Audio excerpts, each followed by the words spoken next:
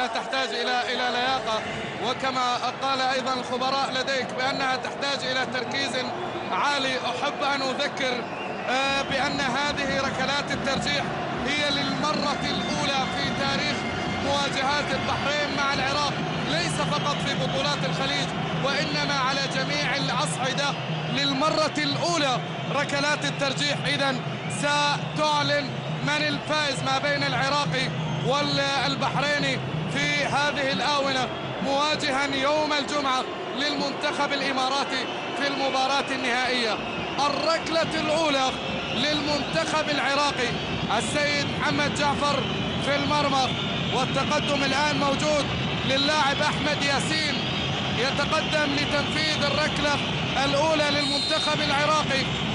الآن للمنتخب العراقي يتقدم ياسين، صادها جعفر، صادها السيد محمد جعفر، كان السيد الموقف ونجح بأن ينجح بإبعاد الكرة الماضية.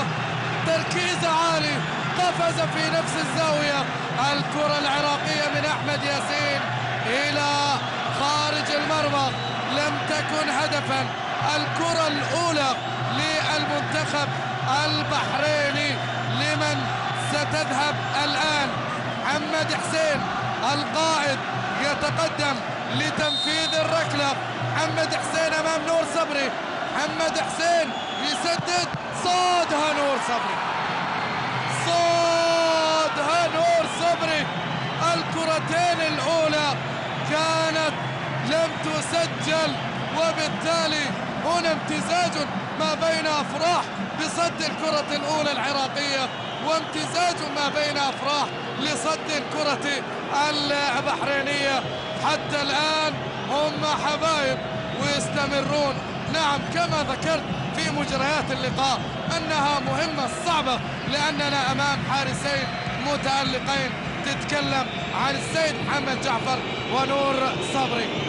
سيد محمد جعفر هذه المرة أمام اللاعب درغام إسماعيل، يتقدم وجعفر يتابع، والكرة جول جول جول جول جول. الكرة العراقية الأولى إذن في المرمى، علامتها خضراء للأخضر، علامتها خضراء للأخضر. ينجح إذن العراقي بتسجيل الهدف الأول من ركلات الترجيح من الركلة الثانية. الأولى ضاعت، الثانية تسجلت. البحريني الأولى ضاعت، هذه الثانية للأحمر، نقول حمراء ولا خضراء. فوزي عايش ونور صبري،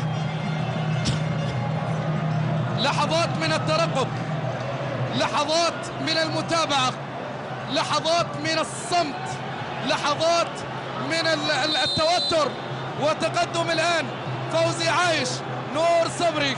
الكرة البحرينية الثانية 25,000 يتابعون. جول جول. فوزي عايش ينجح إذا من الكرة الثانية. نعطيه علامة خضراء للأحمر الذي يسعد 25,000 متفرج حاضر ومشجع هنا في الاستاد الوطني.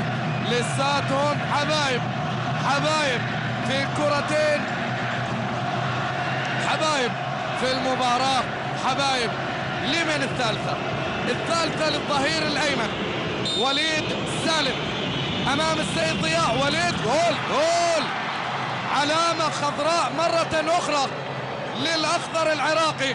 حكيم شاكر يشجع ويؤازر ويشكر اللاعب وليد سالم الذي نجح. شوف وين وضعها، وضعها بصورة صعبة، وهكذا فرح طبعا حكيم شاكر والجماهير العراقية. من التالي بالنسبة للمنتخب البحريني؟ التالي السيد ضياء، سيد ضياء لاعب خط الوسط والذي قدم مباراة كبيرة. ما تلومون يا إلهي، يا إلهي، دعوات، يغمضون العيون، لا يتابعون، لا يتفرجون. سيد ضياء أمام الحارس نور صبري، وصبر الجماهير قد نفذ، يتابعون الآن. سيد ضياء جول جول الكرة إذن الثالثة، هدفين للعراق من ركلتين، من 3 ركلات. كذلك المنتخب البحريني سيد ضياء يسجل العلامة الثانية من 3 ركلات. الأولى ضاعت للمنتخبين، وجول هنا، جولين هنا وجولين هنا، لساتهم حبايب حبايب. تقدم الآن يونس محمود. هل تكون هذه مباراته الأخيرة وركلته الأخيرة كما أعلن؟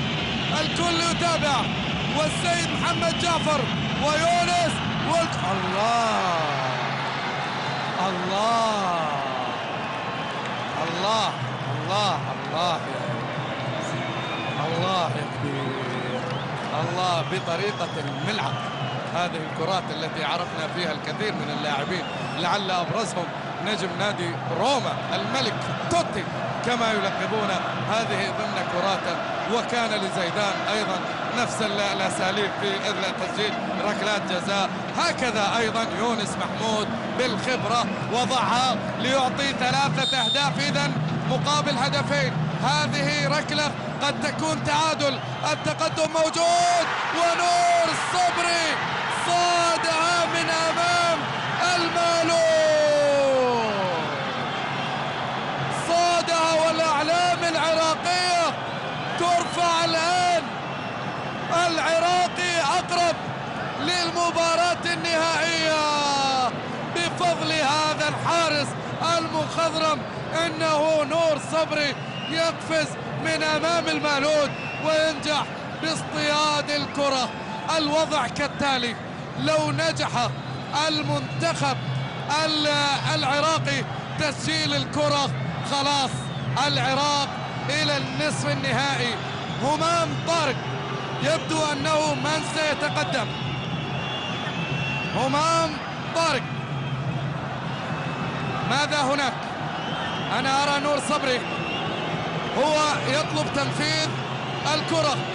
نور صبري، هل يجلب النور والسعادة وصبر طال 25 عام للوصول إلى النهائي؟ نور صبري خلصها صبري. العراق إلى المباراة النهائية، أسود الرافدين إلى المباراة النهائية أمام الإمارات. فرح عارم للمنتخب العراقي، شجون وأحزان ودموع هنا في المنامة. مشهد خالد الآن. نور صبري، أسود الرافدين، نعم أسود الرافدين. العراق يا أبو الغيرة، نعم هكذا يرددون. دموع تمتزج، أفراح تمتزج، صدمة للجماهير البحرينية، أحزان حمراء، سعادة خضراء، لحظات ليس لها مثيل تمتزج الآن وسط أجواء مفعمة بالحيوية للعراق. نور صبري هو من تقدم بالحارس الرائع، الحارس الكبير، الحارس المتألق.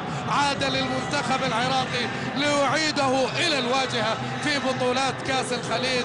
فرح للمدرب الوطني حكيم شاكر الذي يستعد لمواجهة مدرب وطني هو المهندس مهدي علي يوم الجمعة في المباراة النهائية. قبل ذلك البحرين أمام الكويت على المركز الثالث والرابع.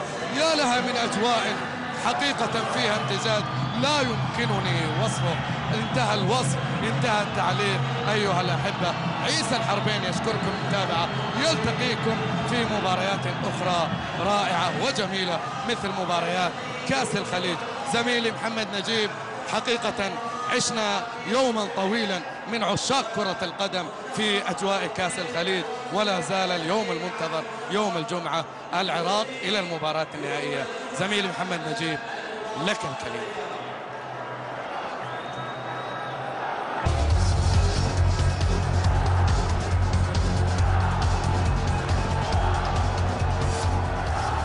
شكرا عيسى الحربين، ألف مبروك لمنتخب أسود الرافدين تأهلهم للمباراة النهائية. هارد لك للبحرين، إن كانت البحرين قد خسرت مباراة نصف النهائي فهي كسبت الكثير من هذه البطولة.